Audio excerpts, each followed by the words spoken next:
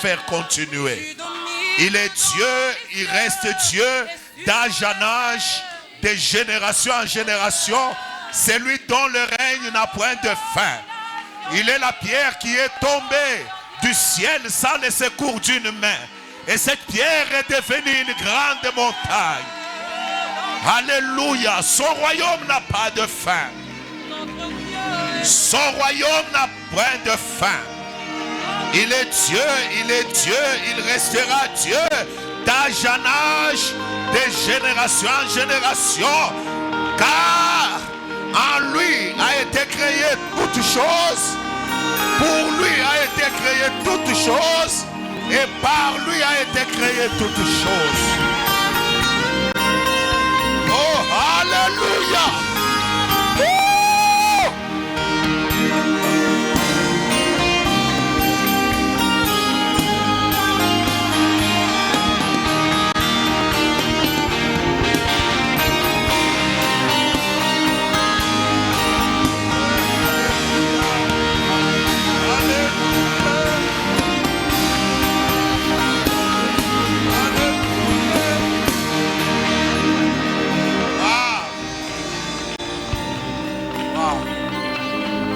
Salue ton voisin, dis-lui, notre Dieu est assis sur son trône.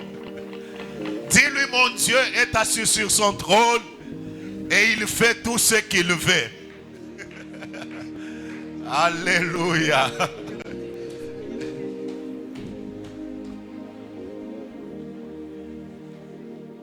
Notre Dieu. La, la, la, la, la, la.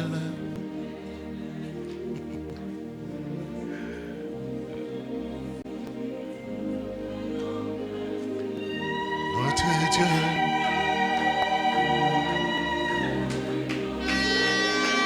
Fait tout ce qu'il veut.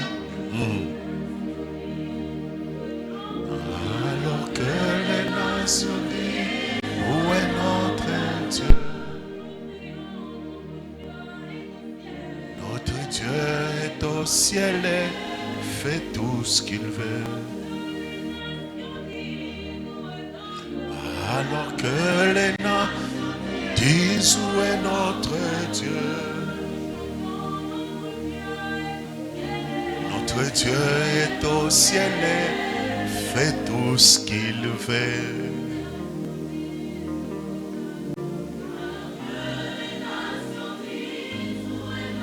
Alléluia. Tu sais, à chandelier, même si tu ne sais pas chanter, tu vas chanter. Est-ce qu'on peut acclamer le Seigneur? Alléluia. Je sens la présence de Dieu en ces lieux. Et je bénis Dieu pour sa présence. Et je bénis Dieu aussi pour la présence de tout un chacun de vous. Vous êtes tellement précieux pour Dieu. Et chaque fois qu'il vous voit dans sa présence, ça fait sa joie. Que Dieu vous bénisse abondamment. Alors, notre texte de base de l'année, Apocalypse chapitre 5, le verset 9 et 10. On ne va pas se fatiguer de parler de ce passage jusqu'à la fin, jusqu'à ce que ça devienne une partie de vous-même. Il chantait un cantique nouveau en disant, tu es digne de prendre le livre, d'en ouvrir le sceau, car tu as été immolé, tu as racheté pour Dieu, par ton sang des hommes de toute tribu, c'est-à-dire ta tribu était là aussi. De toute langue, la langue que tu parles était là aussi. De tout peuple, le peuple auquel tu appartiens était là aussi. Et de toute nation, c'est-à-dire même le Congo était là. Il a racheté même les gens du Congo. Tu as fait d'eux un royaume et de sacrificateurs. Tu as fait de rois et de sacrificateurs pour notre Dieu. Ils régneront sur la terre. Souligné aujourd'hui, je vais m'intéresser, ils régneront sur la terre. Alors, je vais parler ce matin sur pourquoi Dieu nous fait-il régner sur la terre. Pourquoi Dieu te fait régner sur la terre. Vous savez, lorsque vous ne comprenez pas le but pour lequel Dieu fait certaines choses, vous allez faire les choses de n'importe quelle manière Et vous allez le faire de votre manière à vous. Et même votre direction sera conditionnée par votre ignorance de pourquoi Dieu a fait ce qu'il fait avec vous. Chaque fois que Dieu vous bénit, chaque fois que Dieu vous élève, chaque fois que Dieu vous visite, chaque fois que Dieu vous sauve, chaque fois que Dieu vous guérit, chaque fois que Dieu fait des choses, il a des objectifs qu'il poursuit. Vous savez, quand vous ne comprenez pas les objectifs, même votre prière ne sera jamais d'une bonne qualité. Je me rappelle un jour, nous étions encore trop jeunes, on avait la soif de Dieu, on avait la soif de chercher Dieu. Alors, on avait un vieux, chaque fois que nous nous retrouvions avec lui, il avait généralement des requêtes. C'est après la maturité, après avoir avancé avec Dieu, que je comprends que c'était deux fois des bêtises que nous étions en train de faire. Pourquoi? Parce que la qualité de nos prières était conditionnée par l'ignorance du but pour lequel Dieu fait des choses. Alors le vieux là nous conduisait chaque fois dans la prière. Il nous disait, il peut venir, il nous dit, demande l'onction. Que Dieu t'amène vers les nations afin que les gens te connaissent aussi. Et il le disait bien en Swahili, Batu Bakuju Eko. Alors le but de Dieu n'est pas que le monde te connaisse. Et des fois il demandait, il disait, demande que Dieu te donne aussi de l'argent, comme ça que les hommes te respectent aussi sur la terre. Le but de Dieu n'est pas ton respect. Le but de Dieu n'est pas ton enrichissement. Le but de Dieu n'est pas ton élévation. Le but de Dieu, ça, ce ne sont que les conséquences. Mais Dieu a ses buts. Chaque fois que Dieu fait des choses, il poursuit ses propres buts. Dieu ne s'est jamais mis derrière un homme. C'est l'homme qui se met derrière Dieu. Dieu ne se mettra jamais derrière tes ambitions. Dieu ne se mettra jamais derrière tes objectifs. Dieu ne se mettra jamais derrière tes priorités. Dieu a ses propres priorités. Voilà pourquoi parler pourquoi Dieu nous élève devient quelque chose de très important. Parce que avec Dieu, notre niveau dans la vie avec lui est la conséquence de notre compréhension de ce qu'il est, de ce qu'il fait et pourquoi il le fait. Pourquoi Dieu fait tout ce qu'il fait dans ta vie? Qu'est-ce que Dieu poursuit dans tout ce qu'il fait dans ta vie? Il y a des gens qui ont voyagé sans autant savoir pourquoi Dieu les a amenés là où il les a amenés.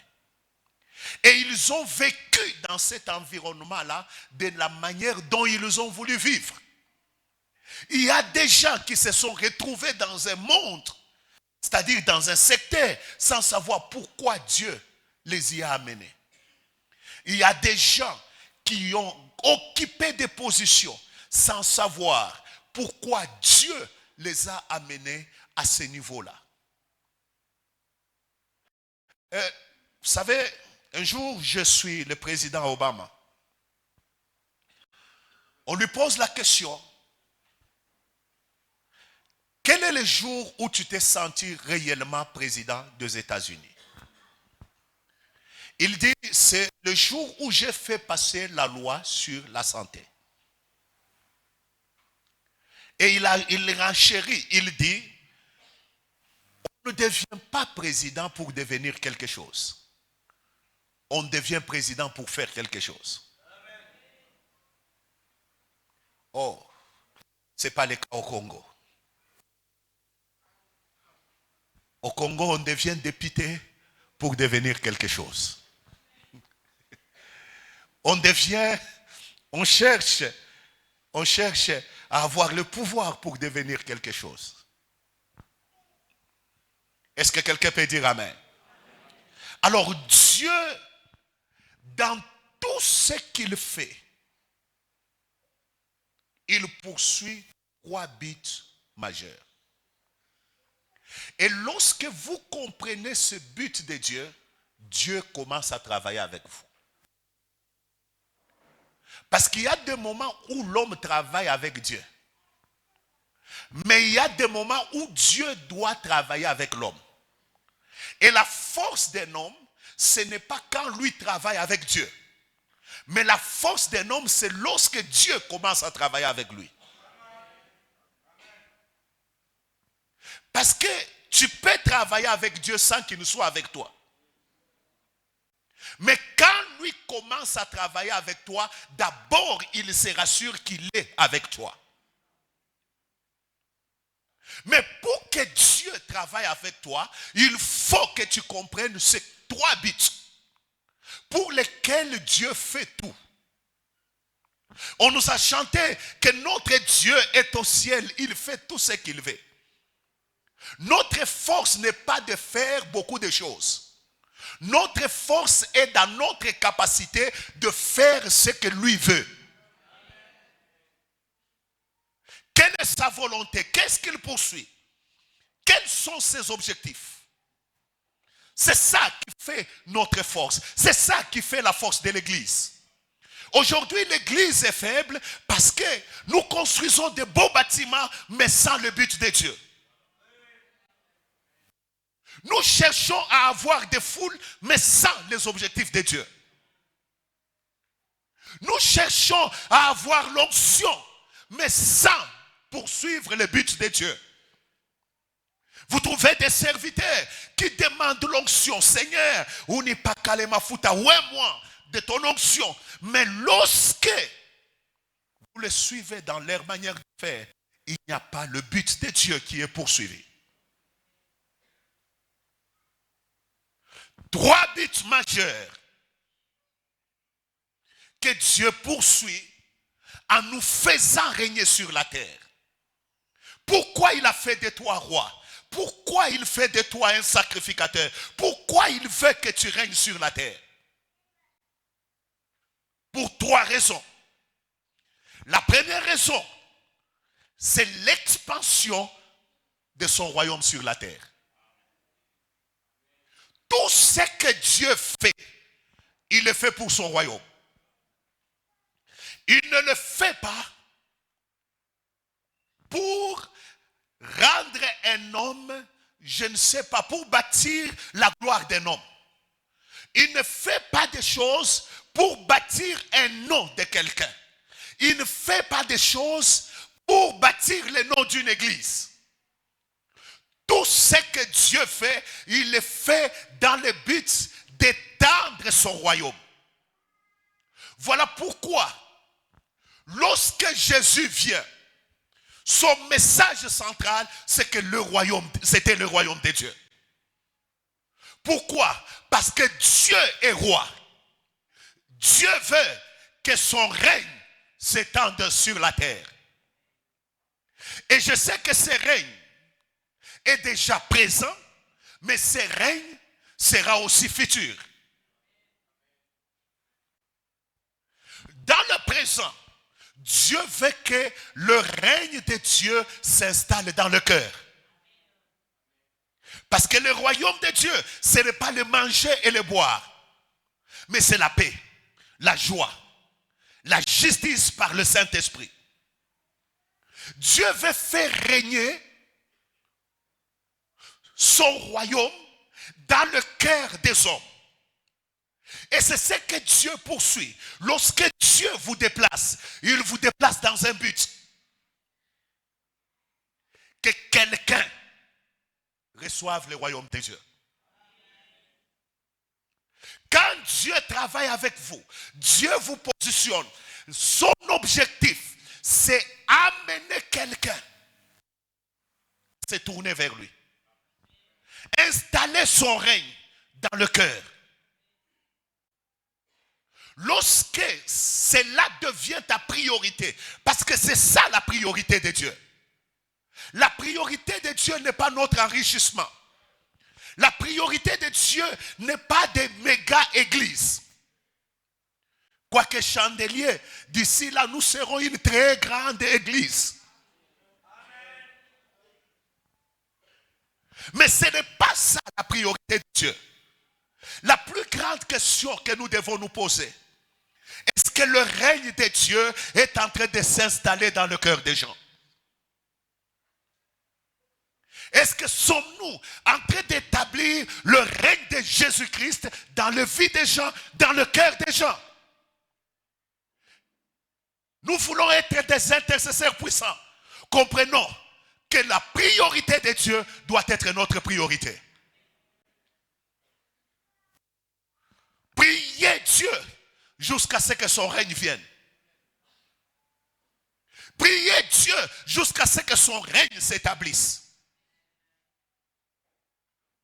Devenez un grand homme d'affaires, non pas pour devenir riche et construire des maisons et faire toutes ces choses. Ces choses-là, la Bible les appelle le reste.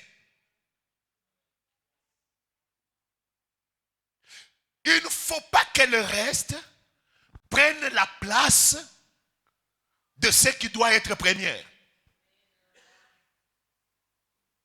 Devenez un homme élevé dans la société, mais que ça ne soit pas ça votre priorité. Devenez toutes ces choses dans un seul but, que là où je suis, que le royaume de Dieu s'établisse. Quand je suis dans l'avion, Dieu permet que je puisse voyager pour que le règne de Dieu s'étende dans le cœur de quelqu'un. Quand je suis en train d'aller faire les affaires, je me dis que le règne de Dieu doit être établi dans le cœur de Dieu. Quand je dois prêcher, je prêche non pas pour que vous appréciez si j'ai bien prêché. Je prêche avec un seul souci, que le règne de Dieu s'établisse dans vos cœurs. Que Jésus-Christ règne. Il est Seigneur dans les cieux. Il est Seigneur sur la terre. Mais il doit être Seigneur dans vos cœurs.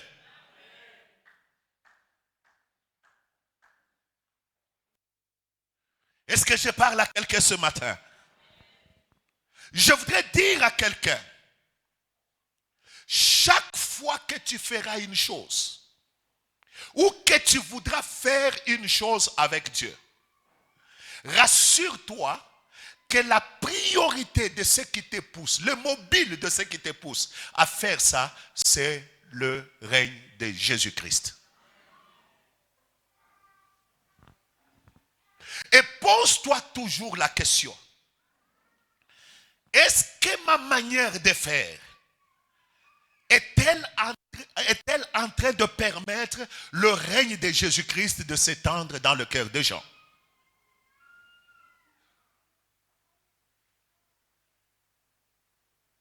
Est-ce que mon attitude,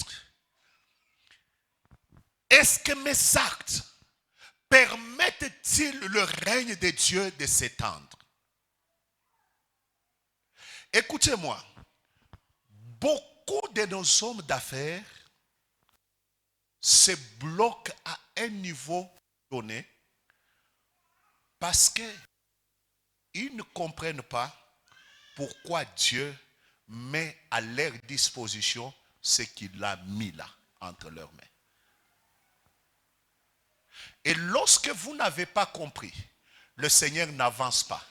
Il vous attend jusqu'à ce que vous compreniez. Voyez-vous, un jour je suis en train de parler avec un monsieur qui était dans l'occultisme tellement avancé. Alors à un moment donné, il a rencontré le Seigneur, il s'est converti. Alors pendant qu'il parlait, il dit, mes frères, lorsque on vous élève dans le monde soit occulte, soit, je ne sais pas, dans des sciences occultes, on ne vous élève pas d'abord pour vous. On vous élève pour la mission que vous devez accomplir. Il vous dit ceci. C'est ainsi que vous allez voir. Quelqu'un accède au pouvoir. Quand il accède au pouvoir, on lui fixe un objectif de sa loge. C'est-à-dire, on lui dit 70%, c'est l'accomplissement de ce que notre loge doit atteindre et 30% c'est ton programme. C'est alors que vous pouvez voir quelqu'un, vous l'attendez dans les choses plus sérieuses. Il y a un président que les Africains attendaient parce qu'ils croyaient que comme il était de souche africaine, et lorsqu'il venait en Afrique, lorsqu'il a accédé au pouvoir, il pouvait aider l'Afrique à avancer. Mais il arrive dans un pays d'Afrique, ce qu'il amène, c'est de nous dire, nous devons laisser les homosexuels avancer. Et j'ai aimé la réaction du président de ce pays. Il dit, notre pays a encore beaucoup de choses à faire. Nous ne sommes pas encore prêts à nous asseoir pour des choses comme ça. Voyez-vous un peu, vous comprenez que cette personne, on l'a donnée, on l'a établie avec un objectif du royaume des ténèbres. Et quand il agit avec cet objectif du royaume des ténèbres. Pour eux, donc les âmes doivent plus être gagnées à Satan afin que le monde soit détruit. Mes frères, un jour j'étais encore à la NCD-Ville, j'ai conduit l'intercession le matin. Après avoir conduit l'intercession le matin, je vois un jeune homme qui m'attendait et il me dit, je voulais que vous priez pour moi. Je lui pose la question, pourquoi dois-je prier pour toi? Il dit, j'ai vu la nuit on m'a dit, je suis un homme, je ne suis pas une femme. Je le regarde, je lui dis, mais tu es un homme? Il dit, oui, on m'a dit la nuit. Il dit, non, j'étais dans ma chambre, j'ai vu une grande lumière qui est entrée dans ma chambre. Et puis, j'ai entendu la voix qui m'a dit, tu es un homme, tu n'es pas une femme. Je lui dis, viens d'abord. Je l'ai amené dans le bureau, je dis, parle-moi normalement. Le gars m'a expliqué des choses. Ce qui l'avait impressionné, c'est que la condition qu'on lui avait donnée pour sa chambre. Parce que c'était des histoires où il devait avoir une très grande entreprise afin de commencer à recruter. Et puis, on lui a donné, il m'a amené une carafe. Cette carafe-là avait des billets, tous les billets des monnaies influentes du monde. C'était là, dessiné. Mais dans la carafe, la partie supérieure, c'était de l'eau. La partie inférieure, c'était du sang. Et puis, il me dit, je devais normalement boire ce sang pour être... Bon, je vous épargne des détails. Mais ce jeune homme-là, il m'explique comment il devait faire passer certaines lois dans notre pays. Comment il s'organisait pour occuper tous les postes stratégiques de la nation. Alors, comme je connais un peu comment les choses fonctionnent, je lui pose la question, quelle est la finalité de toutes ces choses? Il dit, notre objectif, c'est que d'ici 2030, que nous arrivions à contrôler le monde. Alors, pour contrôler le monde, nous devons positionner dans les endroits les plus stratégiques du monde les gens qui nous appartiennent et nous allons imposer notre volonté. C'est-à-dire, quand il a l'argent, quand il a la position, il n'a pas la position juste parce qu'il doit construire des maisons, acheter des voitures chères, envoyer ses enfants à l'étranger. C'est ça. Toutes ces choses-là, c'est bon. Mais la Bible les appelle le reste. La priorité de Dieu, d'abord, c'est son royaume. Que fais-tu avec ce que tu as pour que le royaume de Dieu avance? Que fais-tu avec ce que tu es pour que le royaume de Dieu avance? Dieu veut que tu règnes sur la terre dans un objectif, faire avancer son royaume. Si cela n'est pas le cas, tu n'es pas candidat à des grandes réalisations avec Dieu. Ne t'en fais pas. tu auras ce qu'il faut pour tes factures. Tu auras ce qu'il faut parce que Dieu est miséricordieux. Il éclaire les gens selon sa miséricorde. Il éclaire son soleil sur les méchants tout comme sur les bons. Mais atteindre certaines dimensions où Dieu est en train de t'attendre, tu dois comprendre que ce que tu es, ce que tu as, ce que tu fais doit servir à faire avancer le royaume de Dieu.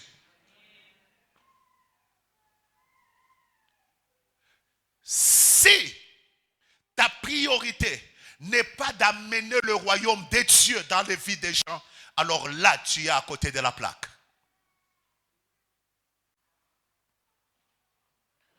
Dieu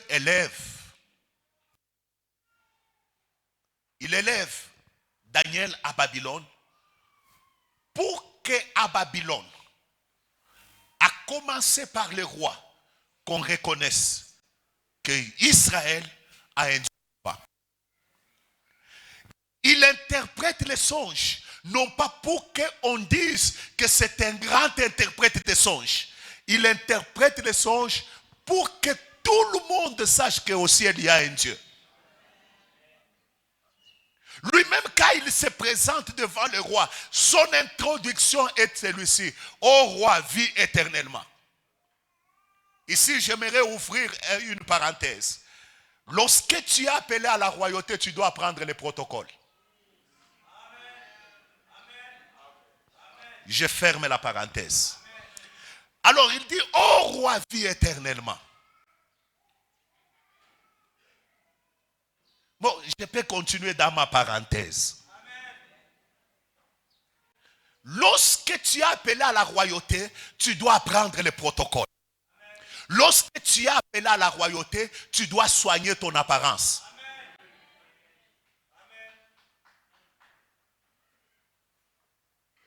Je peux aller plus loin.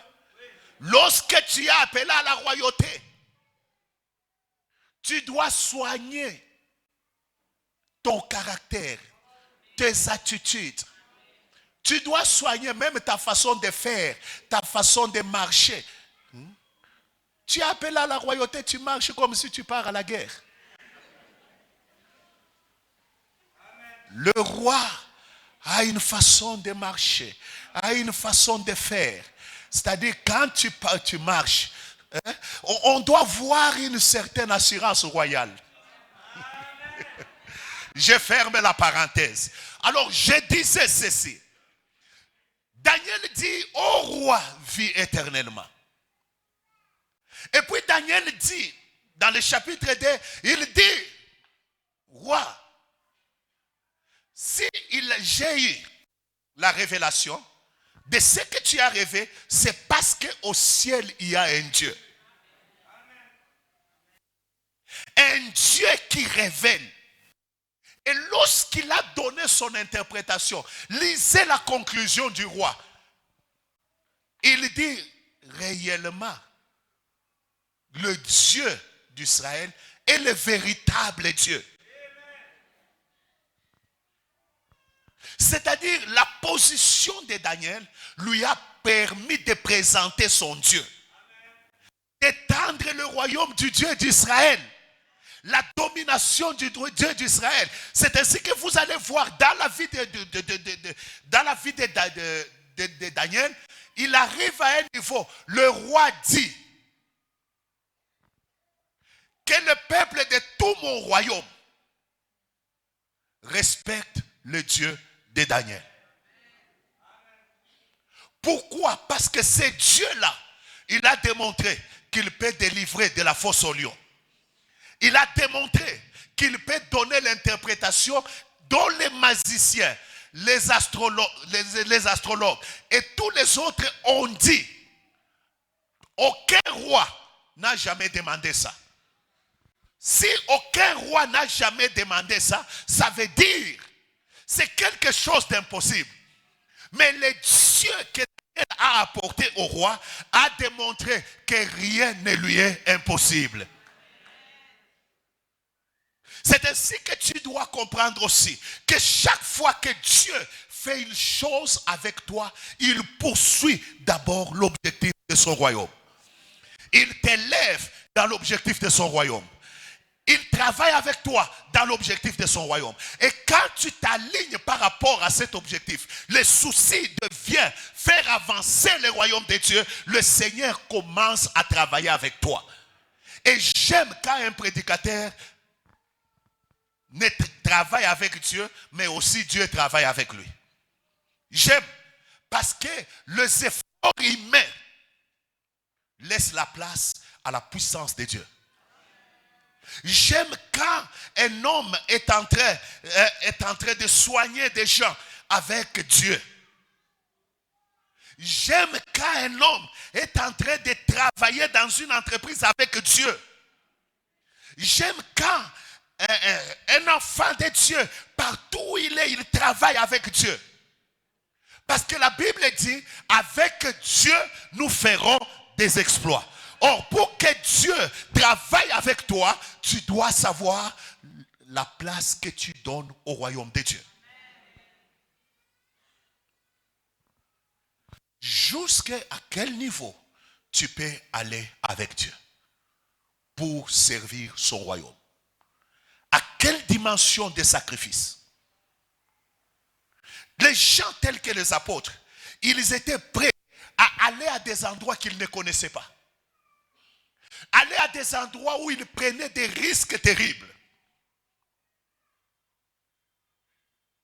Là où vous trouvez l'apôtre Paul, lorsqu'il parle, il dit, j'étais en péril sur les eaux.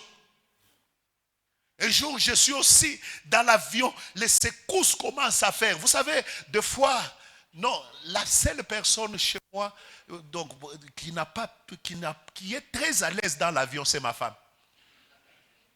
Mes frères, des fois, je la regarde, je dis, un jour, on voyage la nuit. Un voyage de plus de 6 heures. On pique seulement comme ça. Elle dort. Alors, moi, j'étais là, je me dis, mais comment quelqu'un peut dormir en l'air? Et puis, elle a dormi profondément. Nous autres, là, on nous servait la nourriture.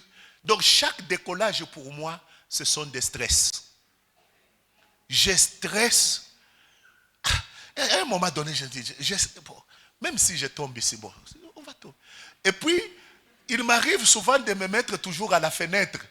Et je me dis dans ma tête, si je dois tomber, que je vois comment je tombe.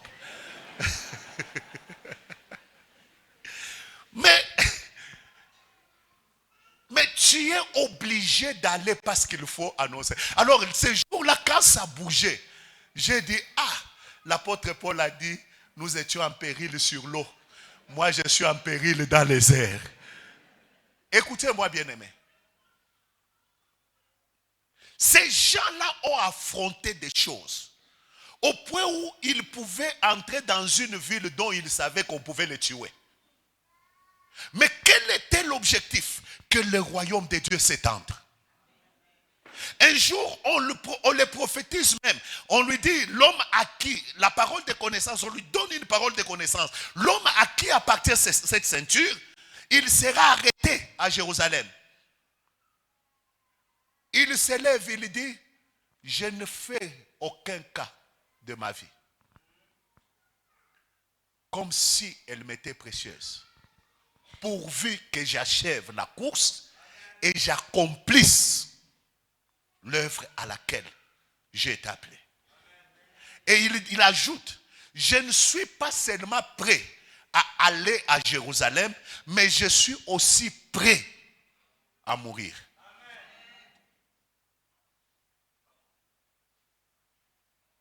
Il y a des gens qui ne peuvent prendre que le risque que pour leurs affaires. Ils ne peuvent jamais prendre le risque pour Dieu.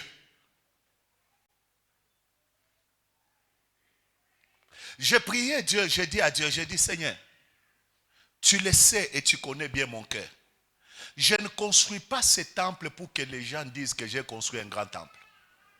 J'ai construit ce temple parce que tu m'as dit que plus tu me donneras l'espace, plus j'amènerai les gens.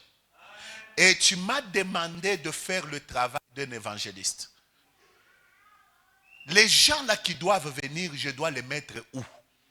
Alors je mets un cadre pour que même l'orgueilleux, quand il vient, il trouve les conditions qui pourra lui permettre d'écouter la parole de Dieu. Parce qu'il y a des gens qui sont tellement orgueilleux, ils trouvent qu'ils ne peuvent pas s'asseoir sur nos chaises là, en plastique. On va mettre pour eux de très belles chaises. Comme ça, s'il va en enfer, nous serons purs de son sang.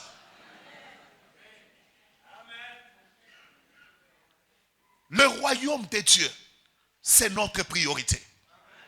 Lorsque tu ne comprends pas ça, ce que tu fais aura plus de valeur que Dieu. Dites amen que je vous dise une chose. Dieu peut te rendre pauvre dans un jour. Et Dieu peut te rendre riche dans un jour. Dieu peut abaisser dans un jour. Tu vois tous les épargnes là que tu fais là. Si Dieu veut t'arracher ça, ne t'en fais pas. J'ai vu un monsieur, il tombe malade. Le montant qu'on lui demandait, oh, une opération 14 000 $. Et puis il part, oh non, ça n'a pas marché, il faut refaire. Rien n'est garanti. Et lorsque tu comprends que rien n'est garanti, ça te rend faire ce que Dieu veut que tu puisses faire, c'est-à-dire priorité à son royaume. Je peux bâtir des maisons, mais je me poserai la question, qu'est-ce que je fais qui fait avancer le royaume de Dieu? Est-ce que ce que je fais avancer le royaume de Dieu? Est-ce que ce que je fais fait avancer le royaume de Dieu? Est-ce que là où je vais, c'est pour faire avancer le royaume de Dieu? Quelqu'un peut dire amen. Ça, c'est le premier but et même la priorité.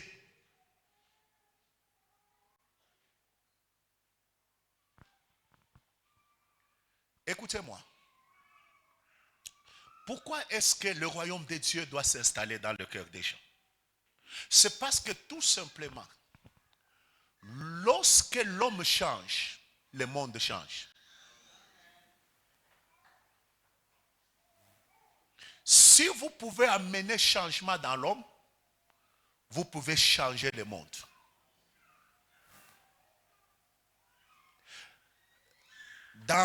Je crois dans 2 Timothée, il est écrit, dans les derniers jours, il y aura de temps difficiles. Et quand on parle de temps difficiles, on dit l'homme deviendra. C'est-à-dire c'est ce que l'homme devient qui rend le temps difficile. Est-ce que tu peux nous mettre ça? Car l'homme sera, commence à partir du premier verset. On dit, sachez que dans les derniers jours, il y aura quoi? De temps difficiles. Qu'est-ce qui rendra ces temps difficiles? Car la raison pour laquelle le temps devient difficile, 1, c'est l'égoïsme de l'homme. 2, l'homme devient l'ami de l'argent.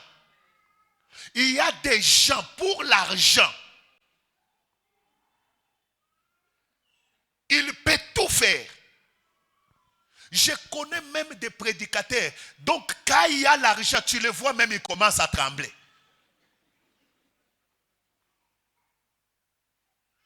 Un jour, un prédicateur prêche quelque part.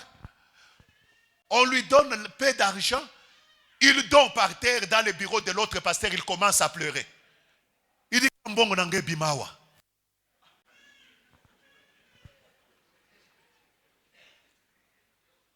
l'amour de l'argent.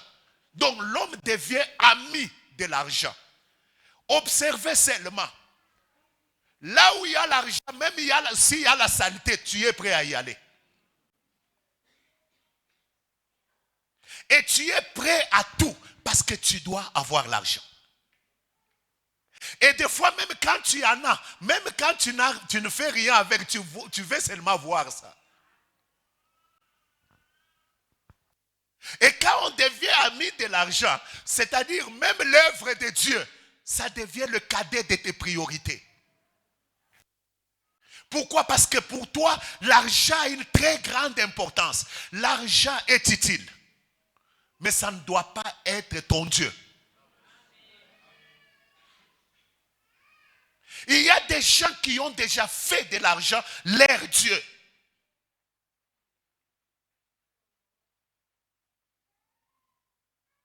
Est-ce qu'on peut dire amen? Les gens seront fanfarons, les gens seront hautains, blasphémateurs, rebelles à leurs parents. Ici, j'aimerais dire, le temps est en train de devenir difficile parce que les enfants deviennent rebelles à leurs parents. Même les enfants spirituels. La rébellion est à la mode au nom de la spiritualité. Tout le monde, tu vas entendre toujours, il est en train de se rebeller, en train de faire du mal, en train de non, Dieu m'a dit. Dieu m'a dit. Il est en train de faire des choses qui sont une rébellion, mais il parle au nom de Dieu. Et ça rend le temps difficile. Voilà pourquoi, ici, je peux aller même plus loin. L'homme deviendra ingrat. Ah, surtout là. Le temps est devenu difficile à cause de l'ingratitude des humains. Je suis pasteur, je sais ce que ça veut dire. Les gens sont rares. Ceux qui retournent sur leurs pas comme les lépreux samaritains. À l'église, nous savons seulement quand les gens ont des démons et ont des problèmes. Là, en tant que pasteur, on sait. Non, pas à chandelier. Je parle des églises où je vais prêcher.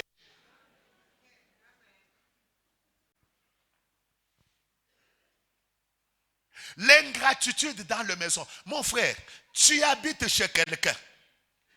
Il t'a pris en charge, tu dors chez lui, tu manges chez lui tous les jours. Mais la seule chose que tu retiens, c'est le jour où on ne t'a pas donné du thé.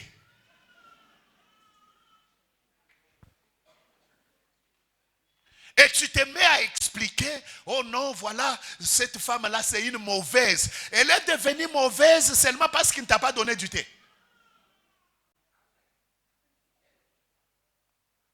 Frère, voilà pourquoi le travail d'installer le royaume de Dieu dans le cœur des gens doit être une priorité.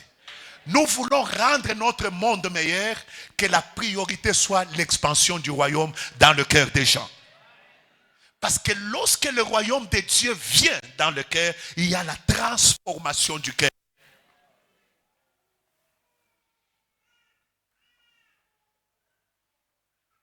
Et quand le cœur est transformé, le monde devient meilleur. La paix entre dans des familles. La joie entre dans les entreprises. Parce que quand quelqu'un est ami de l'argent, il ne peut pas vouloir qu'on te paye toi.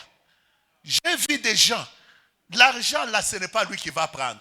C'est l'argent de l'entreprise. Tu es dans ton droit, on doit te payer. Mais lui refuse.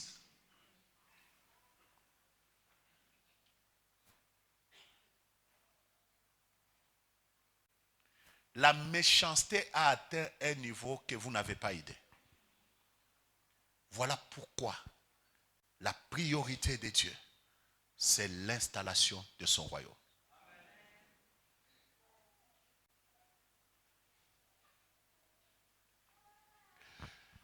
Rapidement, le deuxième but. Le deuxième but. Le deuxième but pour lequel Dieu nous amène à régner, c'est la préparation de son Église en l'enlèvement. Mes frères, tout ce que Dieu fait, il le fait pour son épouse. Dites amen que j'avance. Il le fait pour l'épouse de Christ qui est l'Église. Vous allez voir que dans toute la Bible, tout ce qui a été fait, c'était Christ et son épouse. Dieu a créé l'homme et la femme. Mais quand il crée l'homme, il prend la côte qui devait constituer la femme, il la laisse dans l'homme. Christ aussi est venu. Pour que l'église sorte, il a fallu qu'il soit percé à son côté. On l'a endormi à la croix et on a fait sortir l'église. Et quand vous regardez le mariage est en train de préfigurer le noce de l'agneau. Voilà pourquoi le modèle du mariage, c'est toujours Christ. Aux Éphésiens, Paul dit dans chapitre 2, il dit ceci, ce mystère est grand. Chapitre 5, je crois. Ce mystère est grand.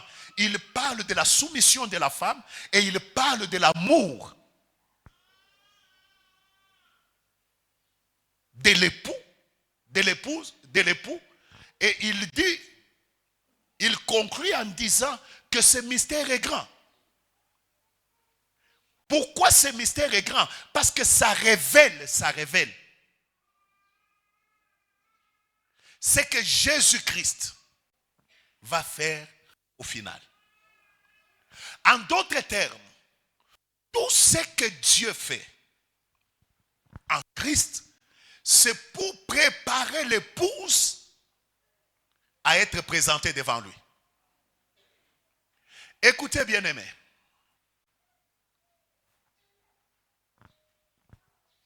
Ce que Dieu fait avec son église et dans son église poursuit un seul but.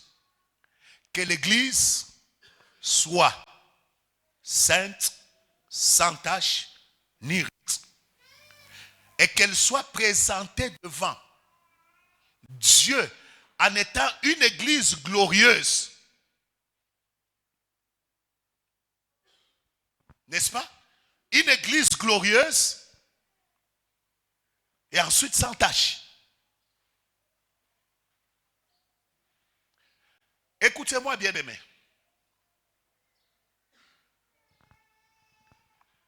Lorsque vous voulez voir la beauté d'une femme être ressortie dans sa totalité, venez le jour de son mariage.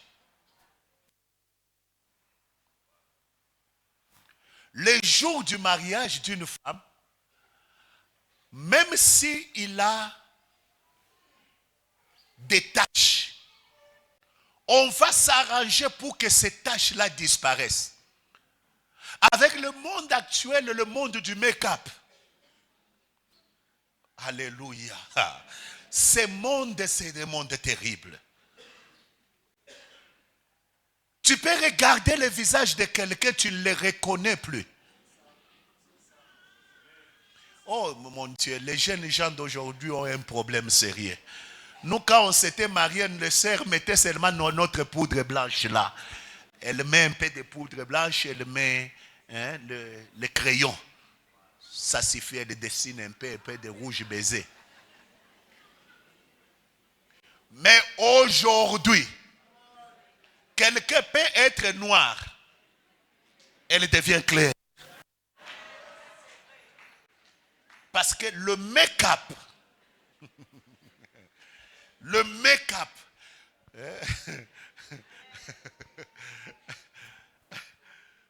pourquoi? Parce qu'on fait, et le jour du mariage, on fait ressortir toute la beauté de la femme. Parce qu'elle doit être présentée à son époux. L'église doit être aussi présentée à son époux. Alors, chacun de nous est chargé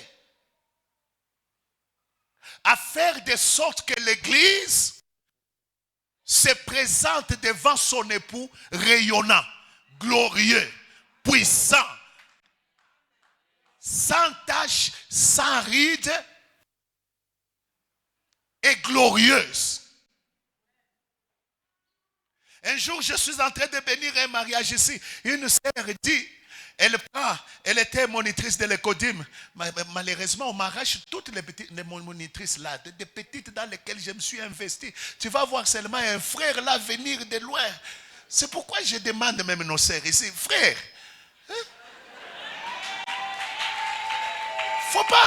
faut pas, moi je m'investis en eux, j'enseigne, je mets tout ce qu'il faut, et puis un frère de quelque part là vient et puis il le récupère, il part.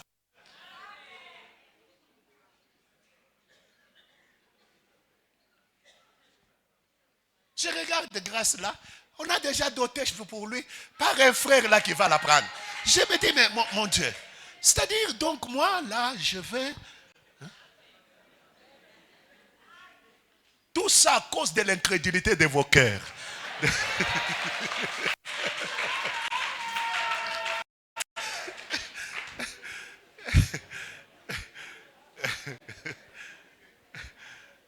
Mais bien aimé. Alors la sœur là, elle était ici devant, bien habillée. Et puis elle dit, je disais toujours dans toute ma vie que ce jour-là, je serai comme une princesse habillée dans une robe, comme une princesse de dessin animé.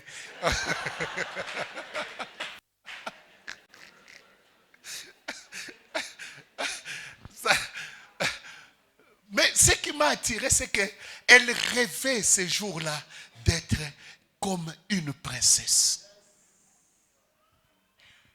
Et chacun de nous a cette responsabilité de faire présenter, d'amener l'Église à être présentée à Christ comme une princesse. Alors ma question, la plus grande question que je te pose, qu'est-ce que tu fais pour que ce jour-là, l'Église, lorsqu'elle doit se présenter devant le Seigneur, qu'elle soit glorieuse? Parce qu'il y a des choses qui font la gloire de l'Église. Il y a des choses qui font la gloire de l'Église. La première chose qui fait la gloire de l'Église, c'est la présence de Dieu au milieu d'elle. Ce n'est pas d'abord l'argent, ce n'est pas d'abord les bâtiments, mais ce qui fait la gloire de l'Église, c'est la présence de Dieu. Dieu doit être au milieu de nous. Dieu doit être manifeste au milieu de nous. Écoutez, l'Église peut perdre tout, mais si Dieu est là, elle va retrouver tout. Que Jésus soit au milieu de nous. Que le Seigneur soit au milieu de nous. Qu'il soit au centre de notre Église. Qu'est-ce que tu fais pour que la présence de Dieu soit entretenue au milieu de nous? C'est ça la priorité de Dieu. Par rapport à ta vie, par rapport à l'Église, qu'est-ce que tu fais pour que la présence de Dieu soit au milieu de nous? Est-ce qu'on peut dire Amen? La deuxième chose qui fait la gloire de l'Église, parce que la Bible nous dit, je crois dans Ephésiens chapitre 2, le verset 27, il dit elle doit être présentée, n'est-ce pas, glorieuse. Allez-y au verset 27. Ephésiens 2, 27. On dit elle doit être présentée glorieuse. Qu'est-ce qui fait la gloire de l'Église? C'est la puissance du Saint-Esprit qui agit au milieu d'elle.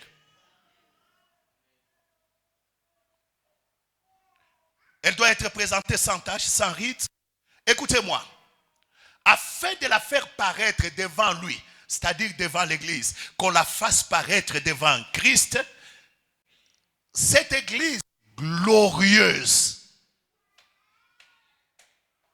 sans ride, sans tache, sans ride, ni rien de semblable, mais sainte et irréprochable. C'est-à-dire, une église glorieuse, c'est une église dont la puissance du Saint-Esprit est manifeste au milieu d'elle. Et le Saint-Esprit, pour qu'elle agisse, elle doit passer par quelqu'un.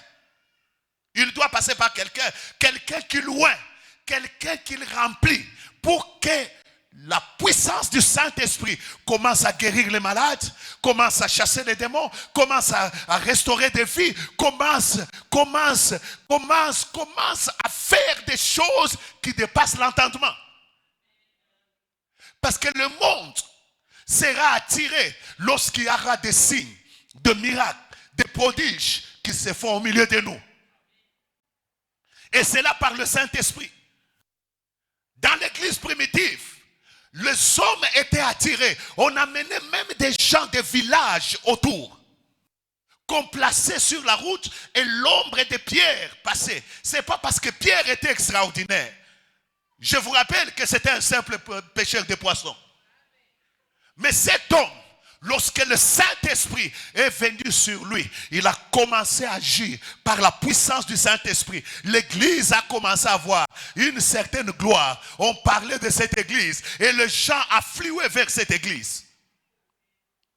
Alors, qu'est-ce que tu fais pour que le Saint-Esprit puisse agir puissamment dans son église? Voilà pourquoi le but de Dieu, c'est préparer l'église. Mais pour que l'église soit préparée, il faut que le Saint-Esprit soit en train d'agir avec les gens. Écoutez-moi, je termine dans 5 minutes. Une église glorieuse, c'est une église qui a le fruit du Saint-Esprit. C'est une église qui manifeste le fruit du Saint-Esprit. Écoutez bien aimé, une église glorieuse, c'est une église qui a pour fondement l'amour.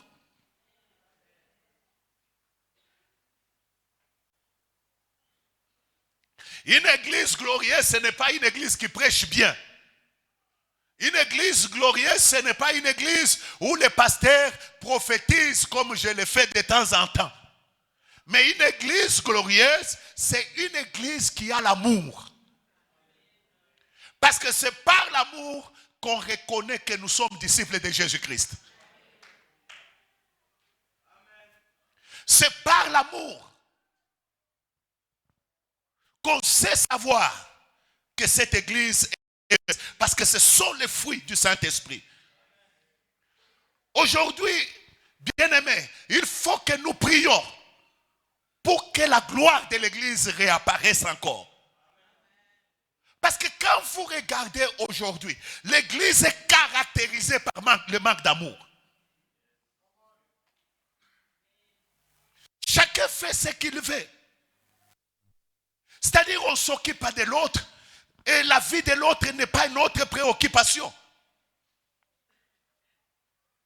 Or la Bible nous dit, si on doit nous reconnaître, on ne nous reconnaîtra pas parce que nous parlons en langue. On ne reconnaîtra pas que nous sommes disciples de Jésus-Christ parce que nous guérissons ou nous chassons les démons. On nous reconnaît que nous sommes disciples de Jésus lorsque nous pouvons nous aimer les uns les autres.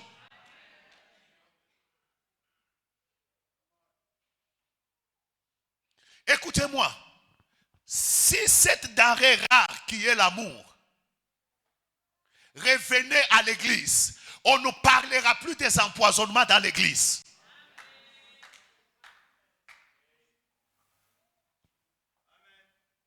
Si cette denrée rare qui est l'amour revenait à l'église, effectivement l'église deviendra glorieuse parce que aujourd'hui, les chrétiens ne savent plus manger ensemble. L'un des piliers du christianisme a été détruit. Parce que tout le monde se méfie de tout le monde.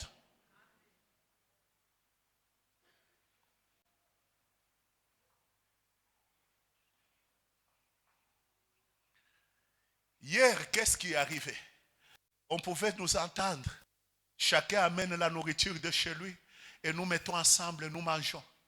Est-ce qu'aujourd'hui on peut faire ça encore?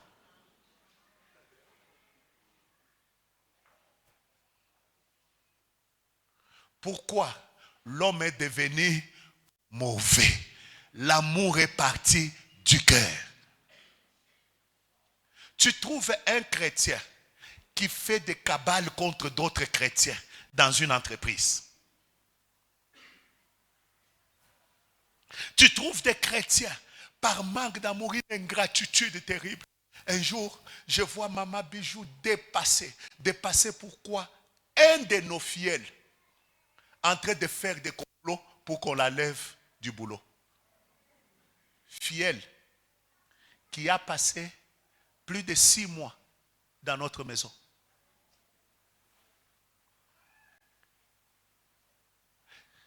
Si tu ne tires pas attention, tu vas développer un cœur qui n'aime plus les gens.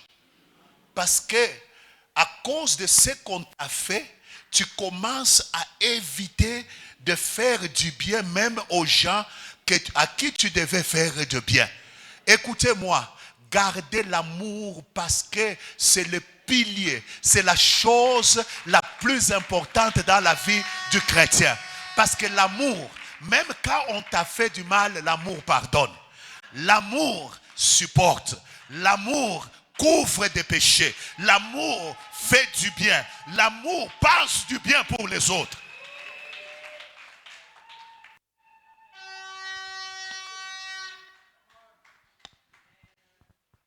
La 4e chose qui fait la gloire de l'Église, c'est la crainte de Dieu. La crainte de Dieu. Aujourd'hui, la crainte de Dieu a disparu au milieu de nous. Regardez seulement comment les gens viennent même à l'église.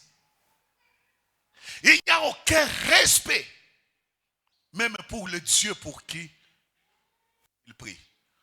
Je crois, il y a plus de 20 ans. Un jour, je suis allé voir un général. On m'a amené voir un général. Et j'arrive chez ce général. On a prié avec lui. Et Dieu a fait des choses. Et puis le Seigneur me dit, vous devez prier chaque jeudi avec lui pendant 2 mois. Je lui ai annoncé, au lieu de me taire, je lui ai annoncé. Quand je lui annonce,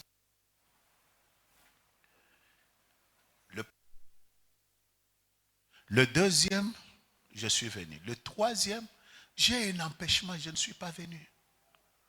Quand je viens le jeudi qui suit, il me dit, mais pasteur, si tu ne sais pas respecter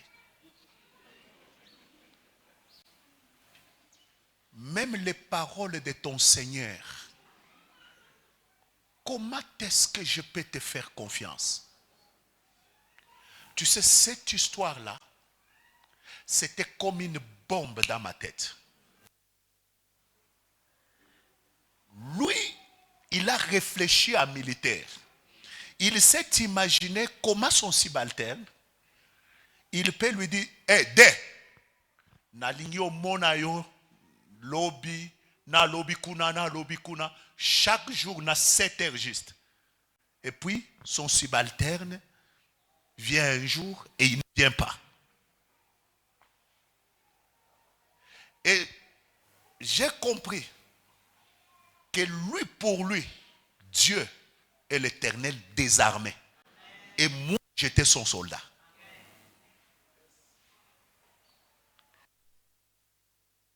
Amen. L'apôtre Paul dit, souffre avec moi comme un bon soldat de Jésus-Christ. Soldat de Jésus.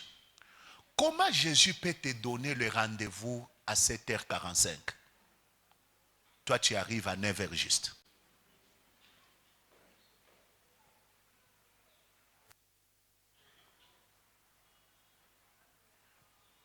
Je pouvais aller plus loin dans la crainte de Dieu là. Là où tu vas, est-ce que tu peux craindre Dieu? Là où tu vis, est-ce qu'on peut témoigner que tu crains réellement Dieu?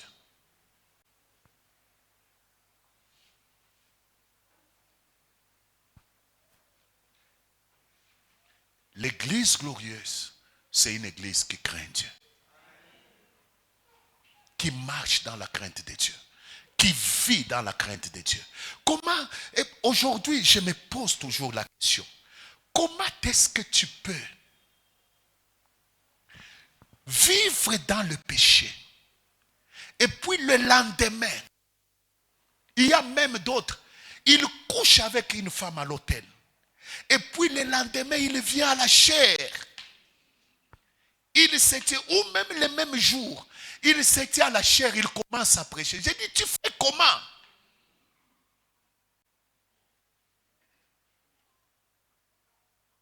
Des fois, quand tu as seulement dit quelque chose qui n'est pas vrai, tu sens que ton cœur n'est pas à l'aise. Mais toi, tu fais comment avec tous les péchés que tu as là et tu vis à l'aise?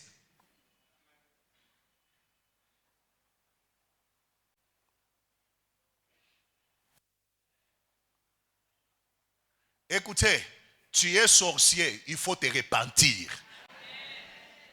Ce n'est pas parce que tu es dans trop d'activités de l'église. Tu vois, il y a des sorciers qui croient que c'est la multitude des activités de l'église là qui va faire sa délivrance. Non, non. Il faut la repentance, te repentir, on prie pour toi, on chasse les démons de la sorcellerie et puis tu prends la décision d'abandonner.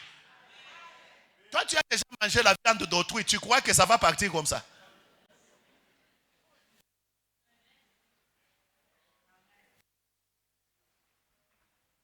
La crainte de Dieu. Et pour terminer, une église glorieuse, c'est une église qui rayonne socialement. Rendez-vous les dimanches.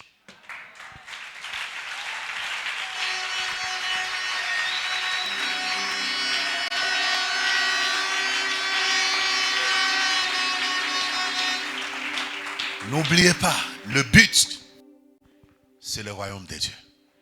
Le but, c'est la préparation de l'église. Où que tu ailles, prépare l'église.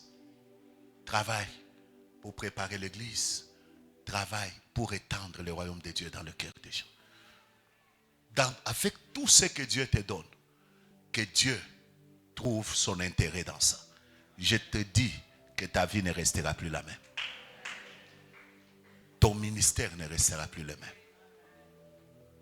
Est-ce que tu peux dire à Dieu, Seigneur, dis-lui, Seigneur, fais-moi grâce de me tourner vers toi et de voir chaque jour la priorité de ton royaume, de préparer ton église à être une église glorieuse, une église qui te craint, une église qui marche dans l'amour, une église qui réussit socialement, une église qui manifeste la puissance de Dieu, une église qui entretient la présence de Dieu. Je voudrais être le canal par lequel tu passes pour que cette volonté soit faite dans ma vie, dans le monde et dans ton église. Au nom de Jésus, j'ai ainsi prié. Amen.